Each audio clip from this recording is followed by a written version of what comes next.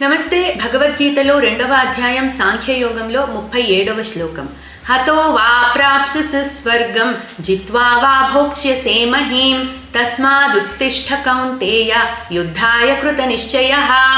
So భగవానుడు అర్జునుడితో చెప్తున్నారు, ఒకవేళ ఈ యుద్ధంలో గనక నువ్వు ఓడిపోయావనుకో, హతోవా ప్రాప్స్యసి స్వర్గం, నీకు వీర స్వర్గం ప్రాప్తిస్తుంది. జిత్వావా భోక్ష్యసే మహీం, ఒకవేళ గెలిచావనుకో నీకు రాజ్యభోగాలన్నీ వస్తాయి. అందుకని ఓ అర్జున, తస్మాదుత్తిష్ఠ కౌంతేయ యుద్ధాయ కృత నిశ్చయః, అందుకని నువ్వు నిశ్చయించుకొని యుద్ధం చెయ్యి. సో యుద్ధము నీ స్వధర్మం, యుద్ధం చేయడం క్షత్రియుడిగా నీ స్వధర్మం. సో నువ్వు కనుక ఈ యుద్ధంలో వదిలేసి పారిపోతే నిన్ను అభిమానించే వాళ్ళే నిన్ను చులకనగా చూస్తారు, అట్లాగే నువ్వు అపకీర్తి పాలవుతావు.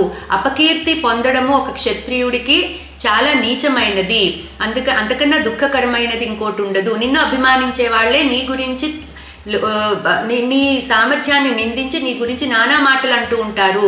అందుకని ఇవేమీ ఆలోచించద్దు.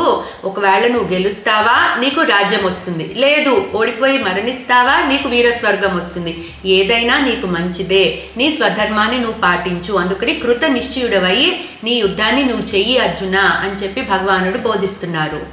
క్లీం కృష్ణాయ నమః.